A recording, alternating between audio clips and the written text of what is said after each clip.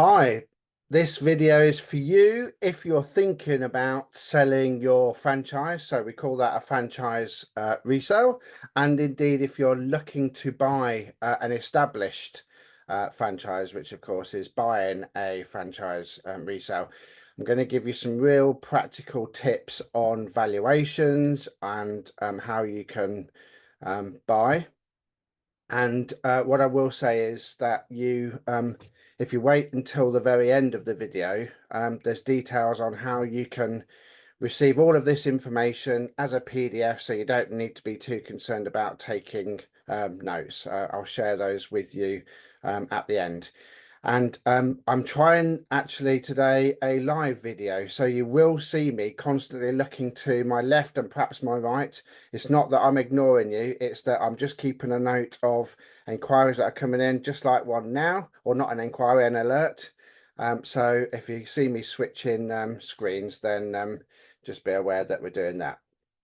Okay, so how do franchise resales get valued? Well, I suppose, first of all, let's just think about why there's a need to do so.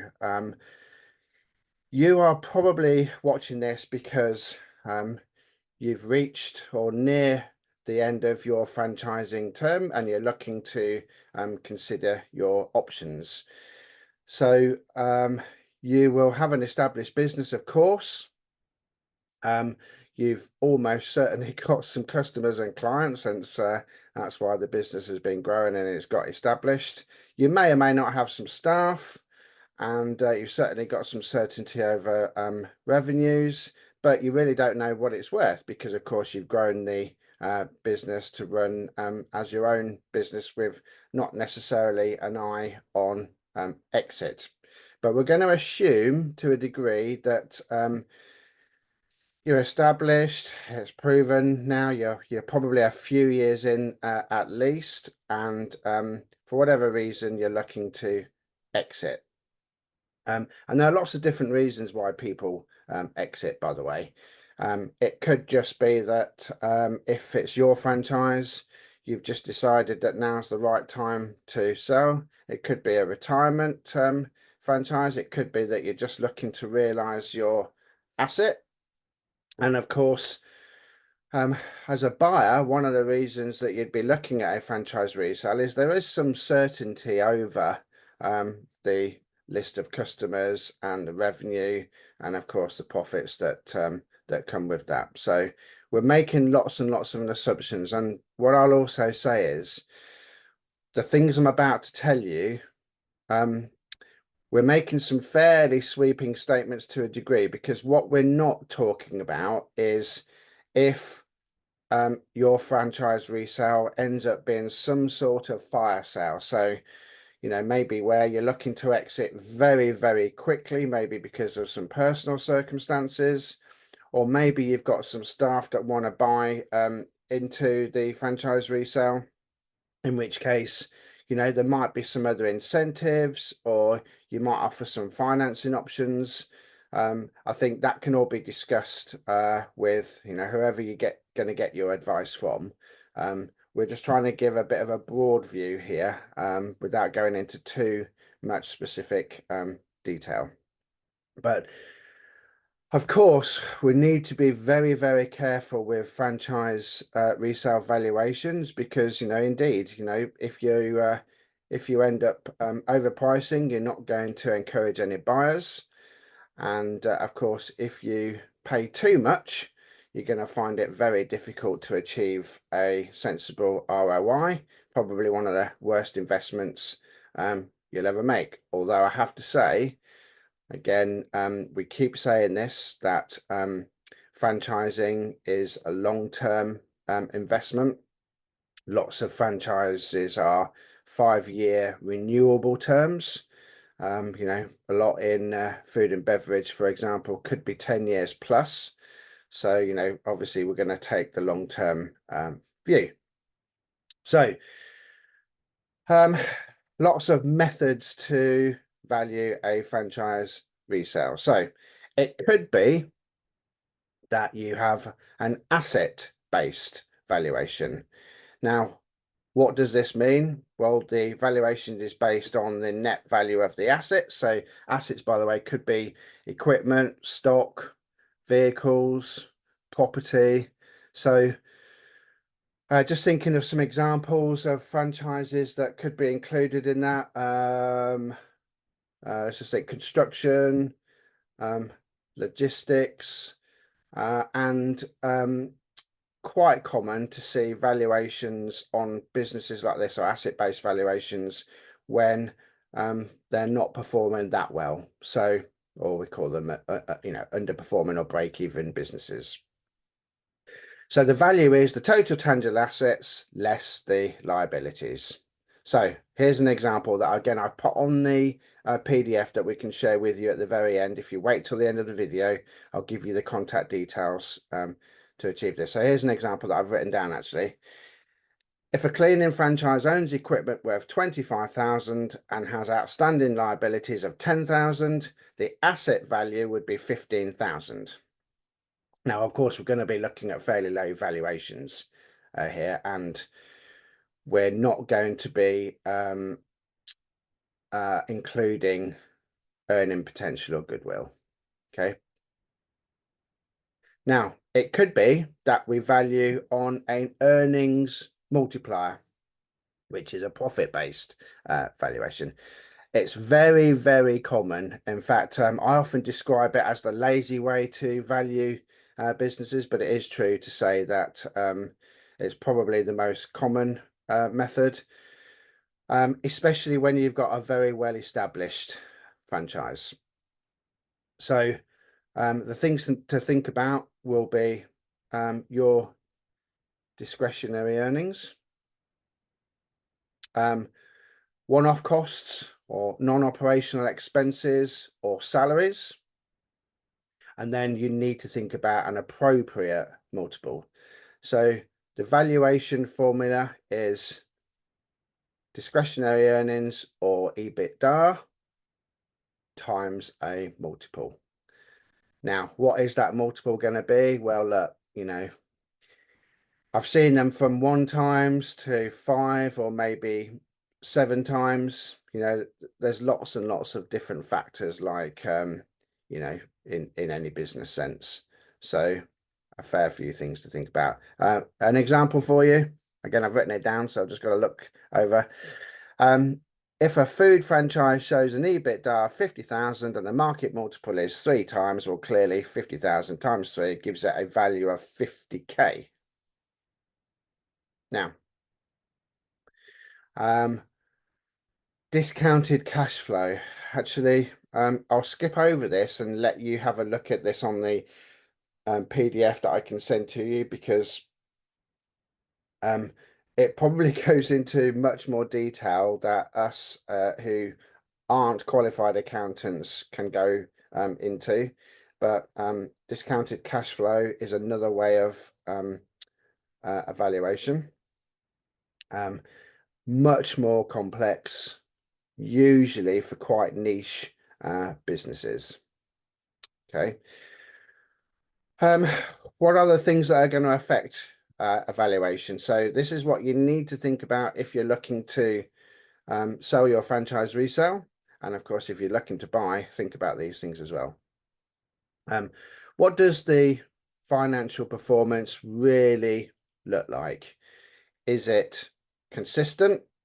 Has there been a recent spike? Has there been, a historic great business but declining in sales? There's lots of different things to think about here. Also look at the franchisor. Is this a nationally recognized brand, or actually is it a brand new franchisor, which is no bad thing, but clearly there's an issue with brand awareness that might affect the valuation. And of course, one of the things you'll need to be thinking about as a franchise resale buyer is, what does the support from the franchisor look like? It'll be part of your due diligence. And of course, the same is true in reverse. The franchisor is going to be looking at you to think about your suitability as a franchisee. So it's definitely a two-way street. Um, for in terms of the franchise resale, what is left of the remaining term? Now, this is significant because actually, if you're in a position and you're watching this because you're looking to sell your franchise, your rights as a franchisee is to sell the remaining term. Okay, now clearly we mentioned food and beverage, which might be 10-year renewable terms. If you're, let's say, year 9 into a 10-year term, by rights, you haven't really got that much to sell, because actually it's the franchisor who, when they accept a new franchisee, your buyer, they'll then grant the franchisee a new term. But you've certainly got a lesser value if you're quite close to the end of your franchise term. You should also look at, when you're looking at franchise resale, you should look at what the renewal costs are. So I just mentioned that lots of franchises might be on a 5 or 10-year renewable term. Well, what is the cost to renew? Is there transfer fees or training fees to be added on to the cost purchase? These will be stipulated by the franchisor. The franchisee that you're looking to buy from might make you aware of these, but if not, you can find this out from the franchisor. Are you buying into an exclusive territory if you're looking to buy a resale? If you're looking to sell your franchise resale, is your territory clearly defined? Because to a degree, a buyer will be looking at exclusivity. Typically, it's not true that every single franchise does have territory restrictions or exclusivity, but I would say it's a big, big plus. And of course, within that, is there scope for a new buyer to grow? I suppose as a potential buyer, you don't want to be looking at this and realizing that actually the area is already at capacity. Now, it might be that that franchise resale buyer can purchase an additional territory, but of course that will require additional capital, won't it? Think about, if you're looking to sell, how resistant you can position the business. So is the business solely reliant on you, or have you got staff that manage the business on a day-to-day basis? Because the challenge that you'll have is, if it's solely reliant on you, then a buyer might be thinking that that's not going to be very easy for them to buy, and actually that particular owner selling the business might actually be detrimental to the relationships and certainly the revenue of that business. So think about what you can do now if you're looking to sell your franchise at some point, to protect yourself from that eventuality. And we do keep seeing reference to franchises being hands-off. I would personally say it's very rare to see a completely hands-off franchise, because if it were, that's really an investor type franchise, and it's a completely different model altogether. But a huge majority of franchises these days in 2025 are owner operator franchises. So, and if you're watching this now, I would imagine a huge proportion of you will actually run and own and operate your own franchise. That's the most common. What other things do you need to think about as a buyer, so rather than a seller? Of course, is the current business underperforming? Now, that might sound not that great, but does it present an opportunity to perhaps buy the franchise resale undervalue if you can show that it's underperforming? Like I just mentioned, is the business reliant on the owner? Now, can you find a way as part of your due diligence to help, once that owner is removed, help and continue to build the business? Again, I think that might be a positive for a buyer rather than a seller. Of course, you won't want to be seeing any legal or tax issues. They should be disclosed if there are, and this is something that your lawyer would talk you through. You'd expect most franchises to have a degree of operational excellence and some decent record keeping. It's not true to say that's the case for every franchisee, but certainly there's an expectation that lots and lots of things are in place and operationally sound. Are there any franchisor issues? Probably won't go into that for the sake of this video. It could even be that that's one of the reasons why you're looking to sell your franchise. And probably the advice that you've got is the easiest path if you're in a franchise term is to sell the remaining term. So you would exit your franchise and sell your franchise. So if you're looking to sell your franchise as a franchise resale, what would be my top tips to help you with that process? Well, I've mentioned it a few times, but you've just got to get things in order. So clean up everything as best that you can. Make sure you're operationally sound. Make sure that staff are in place if it's a staff-run franchise, and you can show that they're really consistent. You know, for example, you're not hiring, firing very regularly. Again, if you want to achieve a maximum valuation. And I would say you can imagine as a franchise consultant, I would say be reliant on experts. So, you know, look, we are franchising consultants. We do franchise resales. We should be able to help you achieve your franchise resale at a higher valuation and faster. You can probably get advice from your own accountant too. You can seek advice from a solicitor. You're probably going to need that as part of the process anyway. And engage with a broker, and you might find there's a franchise consultant that also can act as a broker as well. So there's the brief overview on some franchising advice on how to value a franchise resale. So I'll go back and say that we've also got some resources to help you. So there's this and lots more detail in a PDF that I can share with you. If you reach out to us, the website is just here. So www.limelicensinggroup.co.uk. I can personally send that to you, so you can reach out to me on LinkedIn. I think you'll only find one Richard Pakey on LinkedIn, so that's Richard Pakey, Pakey.